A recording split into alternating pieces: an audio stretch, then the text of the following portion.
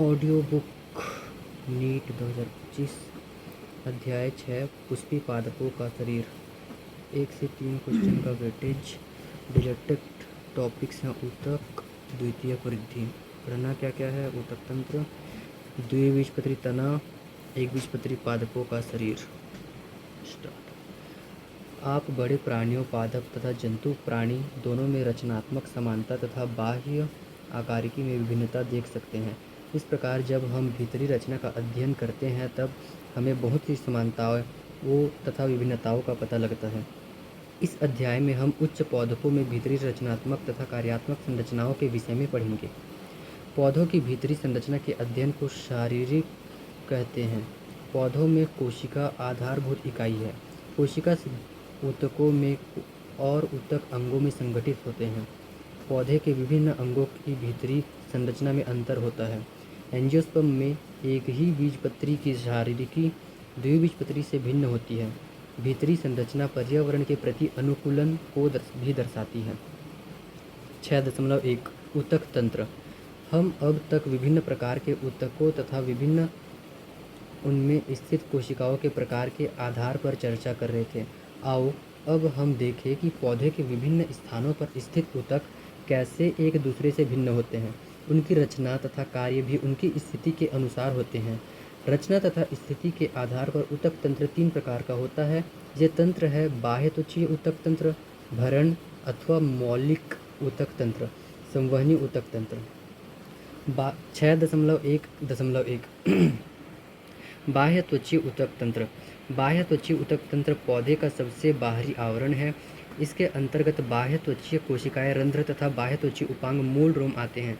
बाह्य त्वचा पौधों के भागों की बाहरी त्वचा है। इसकी कोशिकाएं लंबी तथा एक दूसरे से सटी हुई होती है और एक अखंड सतह बनाती है। बाह्य त्वचा प्रायः एकल सतह वाली होती है। बाह्य त्वचा कोशिकाएं पैरेन्काइमिक होती है, जिनमें बहुत कम मात्रा में साइटोप्लाज्म होता है जो कोशिका भित्ति के साथ होता है। इसमें एक बड़ी राजधानी होती है। बाह्य त्वचा की बाहरी सतह मोम की परत से ढकी होती है, जिसे क्यूटिकल कहते हैं। क्यूटिकल पानी की हानि को रोकती है। मूल में क्यूटिकल नहीं होती। रंध्र ऐसी संरचना है जो पत्तियों की बाह्य त्वचा पर होते हैं। रंध्र वाष्पोत्सर्जन तथा गैसों के विनिमय को नियंत्रित करते हैं। प्रत्येक रंध्र में 2 सेम के आकार की 2 कोशिकाएं होती हैं, जिन्हें द्वार कोशिकाएं कहते हैं। घास में द्वार कोशिकाएं डंबलाकार होती है।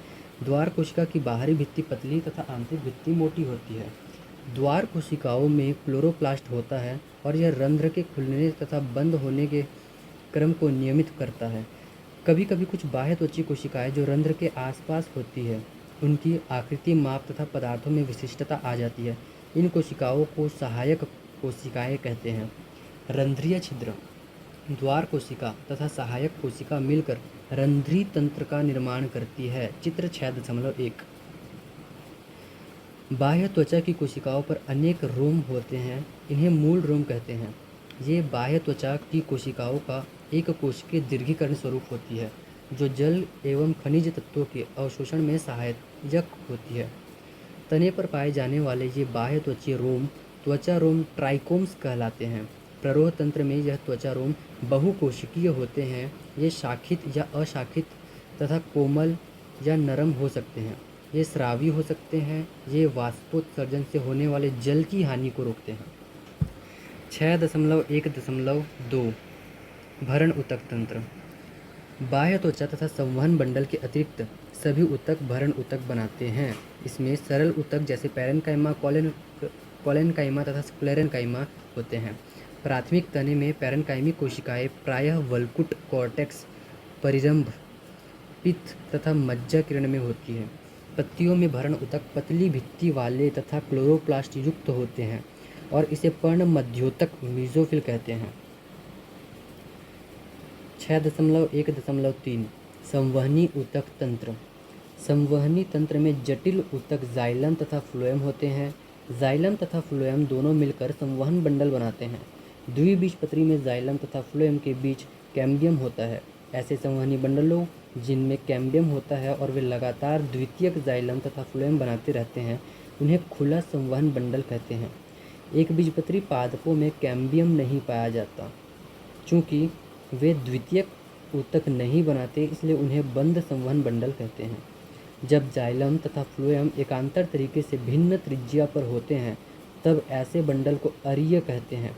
जैसे मूल में संयुक्त बंडल में जाइलम तथा फ्लोएम एक ही त्रिज्या पर स्थित होते हैं, जैसे तने तथा पत्तियों में संयुक्त संवहन बंडल में प्रायः फ्लोएम जाइलम के बाहर की ओर स्थित होता है। 6.2 द्विबीजपत्री तथा एक बीजपत्री पादपों का शारीर। मूल, तने तथा पत्तियों में ऊतक की संरचना का भली भांति अध्ययन करने के लिए पौधे के इन भागों की परिपक्व अनुप्रस्थ काट का अध्ययन करना चाहिए। 6.2.1 द्विबीजपत्री मूल। चित्र 6.3 अ को देखो। इसमें सूरजमुखी मूल की अनुप्रस्थ काट को दिखाया गया है। भीतरी ऊतकों के विन्यास को निम्नलिखित रूप से प्रस्तुत किया गया है। सबसे बाहरी भित्ति मूलीय त्वचा है। इसमें नलिकाकार सजीव घटक होते हैं। इनमें से कुछ कोशिकाएं बाहर की ओर निकलती होती है, जो एक कोशिकीय मूल रोम बनाती है। वलकुट में पतली भित्ति वाली पैरेन्काइमी कोशिकाओं की कई परतें होती हैं। इनके बीच में अंतरा कोशिकीय स्थान होता है। वलकुट की सबसे बाहरी भित्ति सबसे भीतरी भित्ति वलकुट की सबसे भीतरी परत अंतस्त्वचा होती है। इसमें नलाकार की कोशिकाओं की एकल सतह होती है।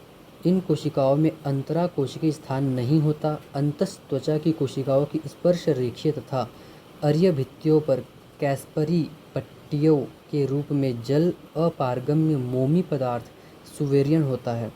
अंतस्त्वचा से भीतर की ओर मोटी भित्ति पैरेन्काइमी कोशिकाओं होती है, जिसे परिरंभ कहते हैं। इन कोशिकाओं में द्वितीयक वृद्धि के दौरान संवहन कैम्बियम तथा पार्श्वीय मूल प्रेरित होता है। पित्त छोटी अथवा अस्पष्ट होती है। पैरेन्काइमी कोशिकाएं जो जाइलम तथा फ्लोएम बंडल के बीच में हैं, उन्हें कंजक्टिव ऊतक कहते हैं। 2 से 4 तक जाइलम तथा फ्लोएम के खंड होते हैं। इसके बाद जाइलम तथा फ्लोएम के बीच एक कैम्बियम छल्ला बनता है। अंतस्त्वचा के अंदर की ओर सारे ऊतक जैसे परिरंभ, संवहन ऊतक तथा पित्त मिलकर रंभ स्टेल बनाते हैं। 6.2.2 एक बीजपत्री मूल। एक बीजपत्री मूल का शारीर बहुत अधिक द्विबीजपत्री मूल के शारीर के समान होता है। इसमें बाह्य त्वचा, वलकुट, अंतस्त्वचा, परिरंभ, संवहन बंडल तथा पित्त होते हैं। एक बीजपत्री में इनकी संख्या प्रायः 6 से अधिक बहुआदि दारुक होती है, जबकि द्विबीजपत्री में कुछ ही जाइलम बंडल होते हैं। पित्त बड़ी तथा बहुत विकसित होती है तथा एक बीजपत्री मूल में कैम्बियम नहीं होता, इसलिए इसमें द्वितीयक वृद्धि नहीं होती। 6.2.3 द्विबीजपत्री तना। एक प्ररूप शैशव द्विबीजपत्री तने की अनुप्रस्थ काट में निम्नलिखित संरचनाएं होती हैं। बाह्य त्वचा, तने की सबसे बाहरी रक्षी सतह। चित्र 6.4 अ। यह क्यूटिकल पतली परत से ढकी होती है। इस पर कुछ बहुकोशिकीय एक पंक्ति त्वचा रोम तथा कुछ रंध्र होते हैं। बाह्य त्वचा तथा परिरंभ के बीच कोशिकाओं की बहुत सी सतह होती है, जिसे वलकुट कहते हैं। इसके 3 क्षेत्र होते हैं। बाहरी अधस्त्वचा हाइपोडर्मिस। ये पैरेन्काइमा कोशिकाओं की कुछ परतें होती हैं, जो बाह्य त्वचा के नीचे होती है। ये शैशव तने को यांत्रिक सहारा देती है। वलकुट सतह अधस्त्वचा के नीचे होती है। इसमें गोलाकार पतली भित्ति वाले पैरेन्काइमा कोशिकाओं की कुछ परतें होती हैं। उसमें सुस्पष्ट अंतरा कोशिकीय स्थान होता है। अंतस्त्वचा वलकुट की सबसे भीतरी सतह होती है और इसमें नाल आकार की कोशिकाओं की एक सतह होती है। इन कोशिकाओं में स्टार्च प्रचुर मात्रा में होता है, इसलिए इसे स्टार्च आच्छद भी कहते हैं। परिरंभ अंतस्त्वचा के नीचे और फ्लोएम के ऊपर होती है। इसमें स्क्लेरेन्काइमा की कोशिकाएं अर्धचंद्राकार समूह में होती है। संवहन बंडलों के बीच अरीय रूप से विन्यस्त पैरेन्काइमा कोशिकाओं की कुछ सतहें होती है, जो मूल मज्जा किरण बनाती हैं। बहुसंख्य संवहन बंडल एक छल्ले में होते हैं। संवहन बंडलों का छल्ले में बना होना द्विबीजपत्री तने का गुण है। प्रत्येक संवहन बंडल संयुक्त मध्यादिदारुक तथा खुले होते हैं। तने में पित्त केंद्र में होती है। इसमें गोलाकार पैरेन्काइमा कोशिकाएं होती हैं। इन कोशिकाओं के बीच में अंतराकोशिकीय स्थान होता है। 6.2.4 एक बीजपत्री तना। एक बीजपत्री तने की शारीरिक रचना द्विबीजपत्री तने से कुछ भिन्न है, लेकिन ऊतकों के विन्यस्त रहने के क्रम में कोई अंतर नहीं है। चित्र 6.4 अ में आप देखेंगे कि एक बीजपत्री तने की बाह्य त्वचा पर त्वचारोम नहीं होते। एक बीजपत्री तने में अधस त्वचा स्क्लेरेन्काइमा कोशिकाओं की बनी होती है। वलकुट में कई सतहें होती है। इसमें बहुत से बिखरे हुए संवहन बंडल होते हैं। इसके संवहन बंडल के चारों ओर स्क्लेरेन्काइमी बंडल आच्छद होता है। चित्र 6.4 ब संवहन बंडल संयुक्त तथा बंद होते हैं। परिधीय संवहन बंडल प्रायः छोटे और केंद्र में बड़े होते हैं। संवहन बंडल में फ्लोएम पैरेन्काइमा नहीं होते हैं और इसमें जल रखने वाली गुहिकाएं होती हैं। 6.2.5 पृष्ठाधार द्विबीजपत्री पत्ती। पृष्ठाधार पत्ती के फल्क की लंबवत काट 3 प्रमुख भागों जैसे बाह्य त्वचा, पर्णमध्योतक तथा संवहन तंत्र दिखाते हैं। बाह्य त्वचा जो ऊपरी सतह अभ्यक्ष बाह्य त्वचा तथा निचली सतह अपाक्ष बाह्य त्वचा को घेरे रहती है, उस पर क्यूटिकल होती है। निचली बाह्य त्वचा पर ऊपरी सतह की अपेक्षा रंध्र बहुत अधिक संख्या में होते हैं। ऊपरी सतह पर रंध्र नहीं भी हो सकते। ऊपरी तथा निचली बाह्य त्वचा के बीच स्थित सभी ऊतकों को पर्णमध्योतक कहते हैं। पर्णमध्योतक जिसमें क्लोरोप्लास्ट होते हैं और प्रकाश संश्लेषण करते हैं, पैरेन्काइमा कोशिकाओं से बनते हैं और इसमें 2 प्रकार की कोशिकाएं होती है। प्रथम खंभ पैरेन्काइमा तथा द्वितीय स्पंजी पैरेन्काइमा है। खंभ पैरेन्काइमा ऊपरी बाह्य त्वचा के बिल्कुल नीचे होते हैं और इनकी कोशिकाएं लंबी होती है। ये लंबवत समांतर होती है। स्पंजी पैरेन्काइमा खंभ कोशिकाओं से नीचे होती है और निचली बाह्य त्वचा तक जाती है। इस क्षेत्र की कोशिकाएं अंडाकार अथवा गोल होती है। इन कोशिकाओं के बीच बहुत खाली स्थान तथा वायु गुहिकाएं होती है। संवहन तंत्र में संवहन बंडल होते हैं। इन बंडल शिराओं तथा मध्य शिरा संवहन बंडल का माप शिराओं के माप पर आधारित होता है। शिराओं की मोटाई द्विबीजपत्री पत्तियों की जालिका शिराविन्यास में भिन्न होती है। संवहन बंडल संयुक्त बही फ्लोएमी तथा मध्यादिदारु होते हैं। प्रत्येक संवहन बंडल के और मोटी भित्ति वाली कोशिकाओं की एक परत होती है जो सघन होती है। इसे बंडल आच्छद कहते हैं। चित्र 6.5 अ देखो और संवहन बंडल में जाइलम के स्थान को देखो। 6.2.6 समृद्धि पार्श्व। एक बीजपत्री पत्ती एक समृद्ध पार्श्व पत्ती का शारीर तथा पृष्ठाधार पत्ती का शारीर अधिकांश समान ही है, लेकिन उनमें कुछ भिन्नता भी देख सकते हैं। इसमें पूरी तरह निचली बाह्य त्वचा पर एक समान क्यूटिकल होती है और उसमें दोनों सतह पर रंध्रों की संख्या लगभग समान होती है। चित्र 6.5 ब घास में ऊपरी बाह्य त्वचा कुछ कोशिकाएं लंबी, खाली तथा रंगहीन होती है।